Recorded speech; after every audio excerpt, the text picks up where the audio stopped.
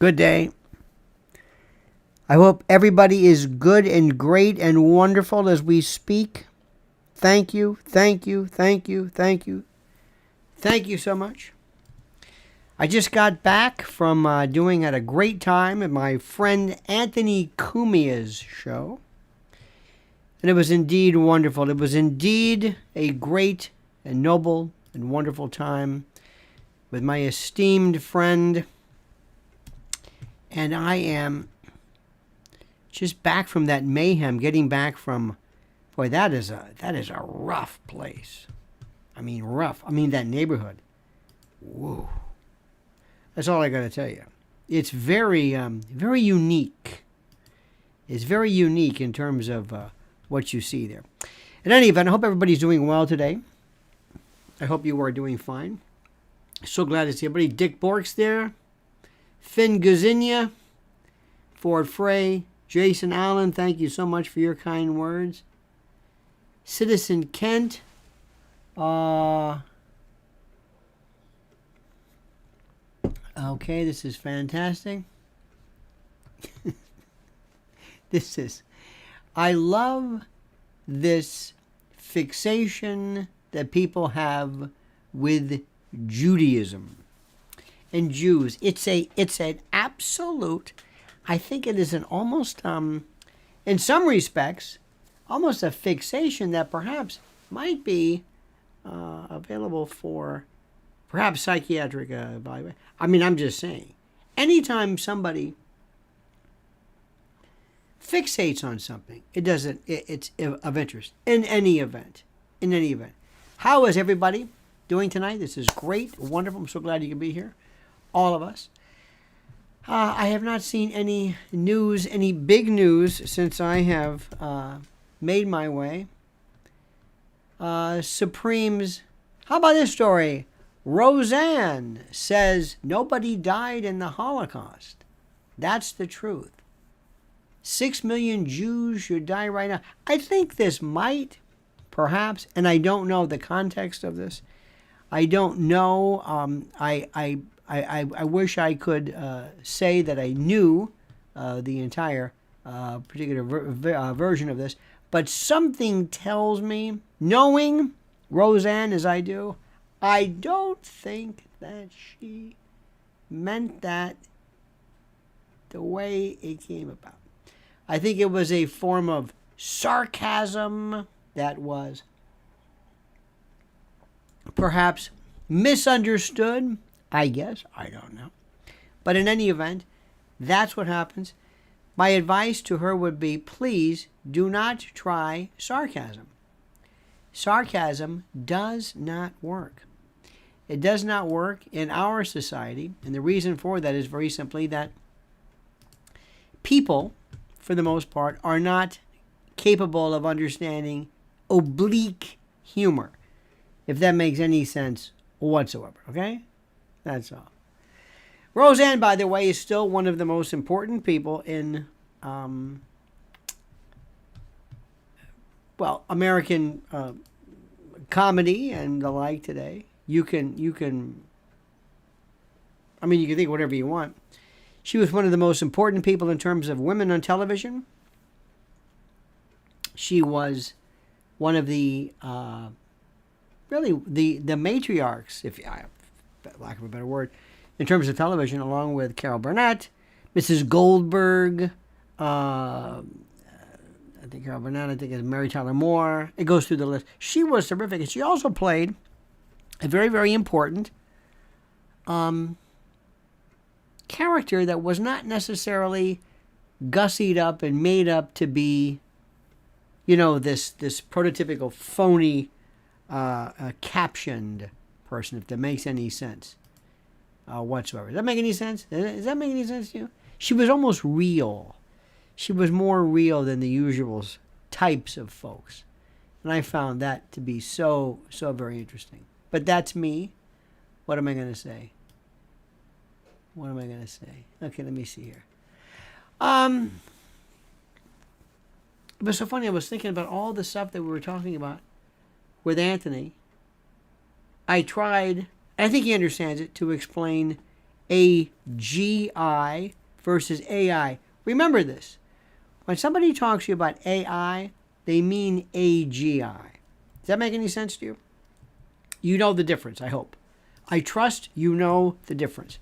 Now, I also hope that you are going and you are checking my various, what am I saying, my videos today. Here's one. This is such a nice thought. Televise all executions. And I'm dead serious about that. No pun intended. And I wrote this, and I said this today, not because I'm trying to be cute or whatever. I mean, you should absolutely, positively. Because if we as society are going to go along with this thing called executions and the like, if that's going to be our deal, then what we should do is we should specifically go along and say, we're all in for it. We want to see it. I think it would be a ratings hit beyond anything anybody can imagine. And I think it is something that, frankly, we should see. How many agree? Do you simply believe that we should have executions? If we're going to have executions, and I, for example, don't like executions. I don't want executions. I don't like them. But do you think if you're going to have them, they should be seen?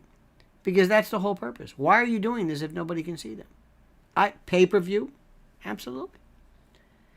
I think not even pay-per-view, it should be made available.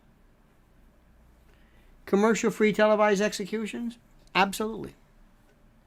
I think it's disgusting, the very fact that people would want to see it, but you know what I mean? If you're going to do it, do it. There's a reason why it makes sense, the reason why I'm against this. Do you want somebody, how do I say this? Would you want there to be the same Justice Department that would allow them to do what they're doing to President Trump? Would you want them to be in charge of all things? Seriously, of all things, would you want them to be able to put people to death? Seriously? Would you feel okay about that? Putting people to death? Does that make any sense to you? Can you imagine what that will be? Just imagine what that will be like. If you could have that same disgusting criminal justice system, and you're going to put, there's no apparent concern for guilt. There's also, which is very interesting, I think is interesting. See, years ago, when the idea of the form of death came about, people were saying, well, what would be the most appropriate? And the electric chair was really not. I don't know why people liked it. I think it was a lot better than the gas chamber. I mean, if you want torture, gas chamber is pretty bad. But the electric chair, the first blast may or may not have done the trick. Sometimes they had people whose heads caught on fire. But then came the idea of the lethal injection. Let me tell you a story about that. Lethal injection is involved in there are three particular chemicals, if I recall correctly from memory. Pancuronium bromide, I believe, is one, which I believe is a paralytic. Potassium chloride, it stops the heart. And then there was a very serious sedative, which I think just kind of knocked you out or whatever it is. Well, one time they put the drugs in reverse order. So that what they did was it paralyzed them first. So the person kind of suffocated. And they even had a tear coming out of the person's eye. And then later on, I think it was just in reverse. There was one time where, doctors are not able to do it. Health professionals do not want to be a part of that. So in one instance, interestingly enough, they had one of the condemned people had to show had to show the individual, the what am I trying to say? The executioner, how to do it, because apparently either he was very overweight or the room was so cold he couldn't find a vein, and the executed knew exactly how to do it because he was very skilled with this after all the years. So he had to show the executioner how to do it. One of the best means of doing this, which I think people should really take into account, is a blast, an absolute blast of some kind of barbiturate, which just causes the body to just, or the person to just kind of implode, as it were. It just knocks them out. The problem with that is that sometimes people would have reactions such as frothing of the mouth and all types of things. Not good. Not good. It wasn't a good thing, if you can imagine. So in any event, what happened was they found that they had these people were getting kind of sick. So they discontinued it. Why? Because people were getting sick. So it was to prevent the trauma of the witnesses, when in fact one of the easiest ways to do it was that way. Now, I don't want to get into what people think about this. The death penalty is the reason why I'm bringing it up is that Idaho feller, they said that they were going to use use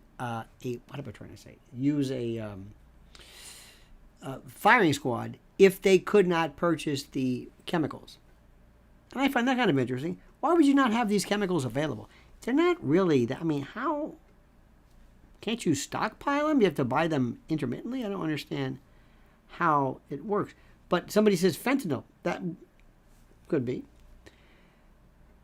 But what happened was this one particular fellow, they said under, I think, the rules of Idaho, if they cannot do this, then they can use a revert to a firing squad. Now, the firing squad historically has always believed in this particular fiction, where one of the riflemen has a blank. So the idea is that nobody will know for sure whether they shot the individual. Well, the answer to that is ridiculous, because you will always feel the recoil of that, which I find a fascinating subject. So you will know if you did it. You will know if you don't feel the recoil. All right. So that's always a great subject for wonderful people. Love it on talk radio. Oh, because let's face it, when people do terrible things, and most people who get the death penalty do a terrible thing, they absolutely feel there's a sense of vengeance that people want. And I understand completely. I understand completely. Don't you? Don't you, of course? Yes. Don't you feel? Do you think there's anything wrong with a sense of vengeance? Is there anything wrong with vengeance? Is there anything wrong with it? I don't think so. What's wrong with that? If you did something to my family, my children, my wife, I want to get you back. And I'll feel good doing that. Does that make me unchristian? Perhaps. But is it normal? Of course it's normal. Vengeance is mine, saith the Lord. Well, maybe, maybe not. I don't understand it. What's the big deal? The reason why we do things is we have a sense of anger. We have a sense of anger. We want to get people back. It's very feral. It's who we are. It's why we are like this. Don't you understand this? Of course you do. Do you have any problem with how we are as a people? Do you? I don't see anything wrong with it. I am completely convinced that we are so animalistic, it's not even funny. So consequently, when people have this sense of wanting to get back at people. I understand exactly what people feel. Nothing wrong with that. I think it's the part of who we are. We are very feral people. We are very, very, very nasty people. Also today, there was a study that the Department of Justice came out with a story that Epstein, they say, committed suicide. Who here believes? Do you believe? Do you believe? Do you believe? Hello. Do you believe that Jeffrey Epstein committed suicide? Does anybody feel that Jeffrey Epstein committed suicide? Anybody? Does anybody feel that Jeffrey Epstein committed suicide? Anybody? Oh, come on. Does anybody believe that? Seriously. Anybody? Does anybody believe that he committed suicide? Thank you, Advent. Anthony Cumia, thank you. Does anybody believe that? I don't understand how you say it's not. I mean, I don't know what to tell you. Don't you recognize the fact that your government said specifically that after a careful review of all the evidence, that it is obvious to your government and the Department of Justice, that, by the way, is doing all of this horrible nonsense regarding President Trump, that they said he committed suicide. Is there any rational person who really believes? How do they look you in the eye and tell you that? How do they do that? Please tell me. How do they look you in the eye and tell you this? How? Does somebody ever tell you that? This is one of those things which I do not understand. If you're going to lie to me, just tell me. Just tell me. You can say, listen, petechial hemorrhaging. By the way, it's a wonderful piece that Dr. Bodden came up, Michael Bodden came up with. I think it was on, I think he was even with Dr. Oz. Was he with Dr. Oz? I think, maybe. And petechial hemorrhaging is this unique hemorrhaging right there under the eye. And you can see it in the case of strangulation. Anterior to posterior strangulation and constriction. It's obvious. Hyoid bone. Hyoid bone, one of the most interesting things, the hyoid bone is a bone under the mandible that kind of just is in free flow, free form, free whatever it is. It kind of, how do I say this? It doesn't move. It's not connected or anything. It's just there. And it was fractured. And the only way it fractures normally is out of strangulation. Manual strangulation. Or some kind of strangulation here. And the thyroid cartilage was also fractured. Don't you understand that? Then there was livor mortis. All of the attendant aspects of death. It showed clear cut. Clearly. Did you see that? Do you see that? I think it's the most incredible thing in the world. I think it's the most incredible story in the world. And it's obvious. And they looked you in the eye. And Horowitz, whatever his name was, and Bill Barr, and nobody questions it. Oh, they talk a lot about the people who were attendant. How does it feel like to be lied like that? How does it feel like to be lied like that? Lied to. How do they do that? How do they do that with a straight face? And how do they do it without any sense of embarrassment? Doesn't that get you? How do they do that and look you in the face? Are you really a good liar? I mean, can you honestly do that? Can you find yourself telling rational people? It's the most incredible story in the world. It's the most incredible thing I have ever seen. How they can do this without even batting an eye. And you know what, my friends? I got to tell you something. And this is something which I don't know how to tell you this, but I'm going to try. There's something about... I'm at that stage of my life where I'm tired of people lying to me, and I'm tired of the fact that whenever I bring something up, whenever I tell people that I don't believe it, that somehow I'm made out to be some kind of a lunatic or a conspiracy theorist. By merely saying, I don't think this is it. I have no independent knowledge of this. I'm not a, what do I say? I'm not a doctor. Michael Bodden is. And he pointed out a lot of good things that to me make a lot of sense. And I don't know why anybody anywhere even believes in this. I don't understand how anybody anywhere even believes any of this stuff. And if you tell somebody this, they just look at you like you're crazy. Like you're a crazy conspiracy theorist. Anyway, that's my reasons. And I'm not going to, I'm not going to, how do I say this? I'm not going to, I'm not going to make a big deal out of it. But anyway, I talked about that. That's on my website as well. Excuse me, my YouTube channel. What else did we talk about today? God, there's so many other stories. So many other great stories. Here we go. More on the Titan sub implosion. Oh my God. That story still... I was on today with Anthony Kumi, as I told you, my dear buddy. And I said, let me just throw something. Let me just throw this at him. It's very, very simple. The Titan sub. And he goes, oh! Why is that so? Why does that just get people? Why does that get people? Why is it so bloody obvious to people that it doesn't make any sense? Doesn't that fascinate you? Everybody all reacts the same way.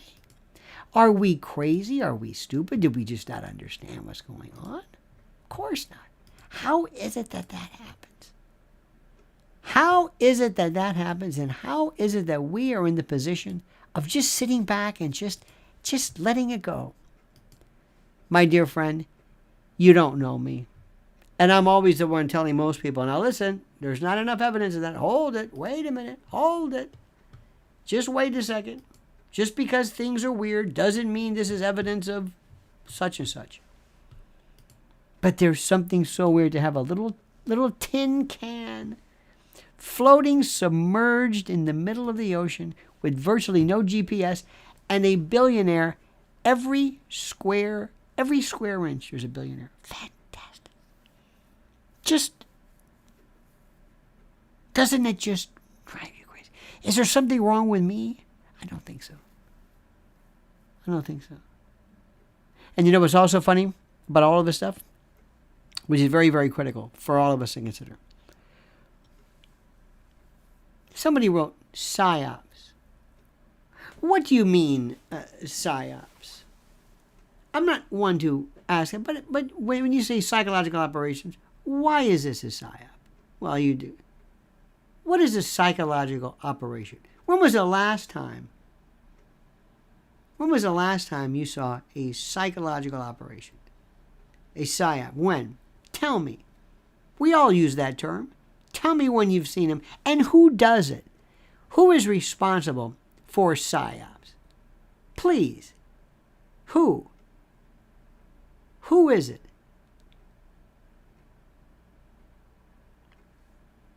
We use these terms.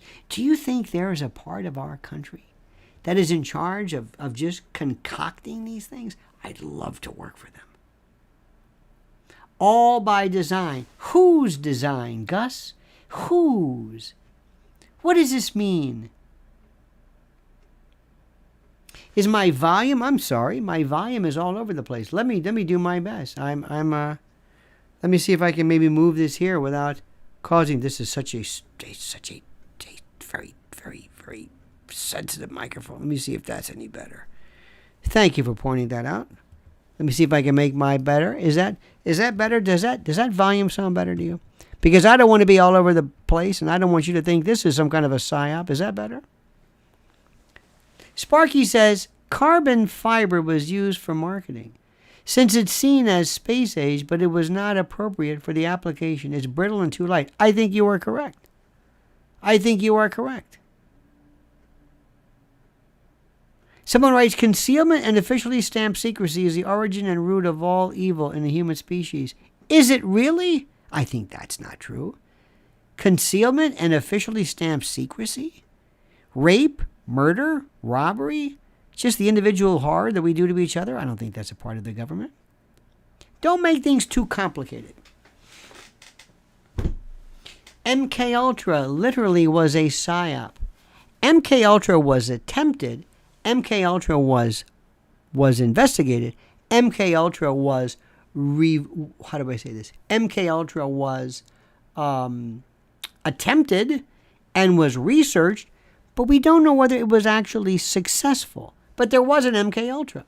And if there were if you told me pick 2 cases where this might have been, I don't have evidence to prove it, obviously, but one of the things which I find interesting is that there might very well have been. I wouldn't be surprised. I wouldn't be surprised if it occurred in the case of Sirhan Sirhan and Mark David Chapman, by virtue of what they said when they were caught afterwards.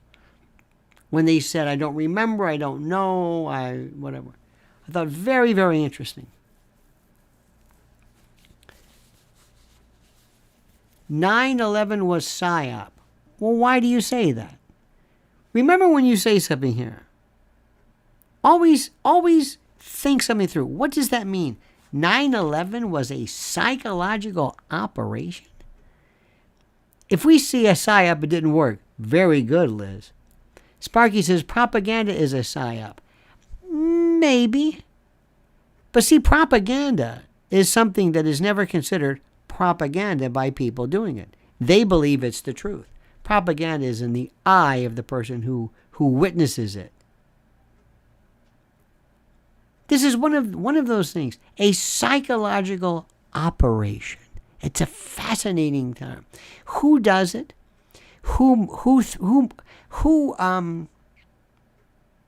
I think that religion is in some respect a psychological operation, because it uses but just in the ceremony, music and ceremony and look and procedure and sounds and smells and lights. Absolutely. 9/11 is a very complicated event with many, many moving parts. And most people know absolutely nothing about it. They kind of know it, as they do with most history. Vietnam, World War II, the Iraq-Iran War. People don't know anything. And you know what? I think they prefer that. In a very strange way, I think they prefer it. Tonight's subject is history has never seen the destruction we're seeing now. Do you agree with that? I think so. I've seen this. Recent UFO is now front page. Why? Recent UFO is now front page. Why? Well, you know what's interesting about UFOs? One of the things which is interesting about this is that we have at our disposal the mainstream media, which are such great purveyors of anything we want them to produce. Bandy says, I define PSYOP as a government act designed to get you to act against your own interests. Many would argue the push for the PSYOP. You think that vaccinations are a PSYOP? They feed us nonsense. See, we sometimes get into these very complicated things. You don't need psychological operations. You don't need them. Psychological operation sounds like something that you almost have to use because people aren't going to do it unless you confound them and fool them into thinking. I think people will do whatever you want so easily. You don't need a PSYOP for anything. People will just say, okay.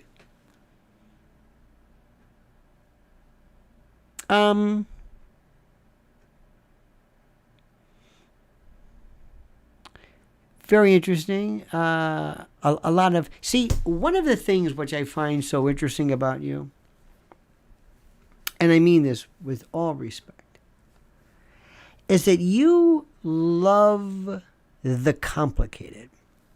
And you see things as being far more, I don't know what the word is, far more underhanded than they might appear. Sparky says it used to be called the Department of Propaganda. Goebbels made that a bad name, driving them underground. Well, propaganda is from, I think it was Gregory the Pope, Gregory the 16th or who knows. And propaganda was the propagandum of fide, the propagation of the faith. And propaganda means to propagate.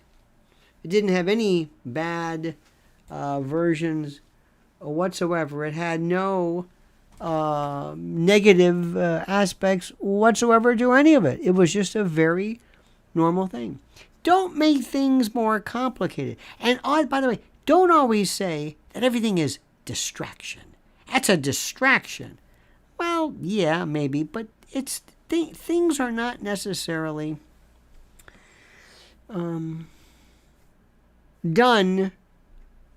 on purpose to get you to look elsewhere. It just happens. Let me tell you something. You don't have to do anything special to confuse people today about anything, because most people don't know, most people don't care, most people don't really follow much of anything. Think about this. One of the things which I think is interesting is that the psychological, the psyop, so to speak, is how people, one thing I know for sure is the use of the term conspiracy theory to bother and to provoke and to label and to harm and to shut people down. That is what's fascinating. The use of the term conspiracy theory is incredible.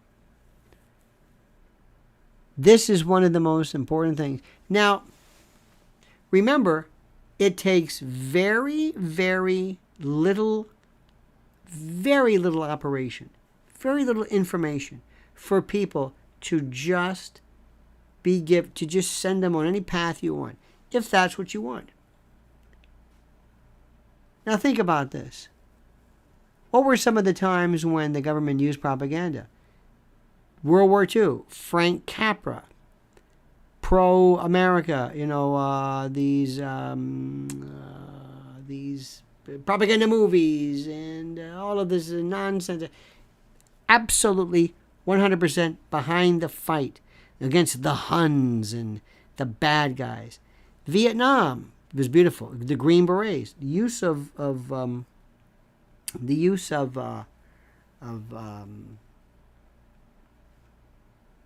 theater. Somebody talked. You mentioned COVID and diseases. Remember in the 80s? Remember what happened with AIDS? What did AIDS promote? What was the biggest thing? Safe sex. Safe sex. Now, was that a response to this? One of the things people were saying about AIDS in the 80s in particular was that it really wasn't a heterosexual disease. No, I'm not saying that. Believe me, do not think for a moment that you should ever believe that. But some people were believing, and some people advanced the idea, that it was meant to be, or it was portrayed as a heterosexual disease to effectuate and to encourage more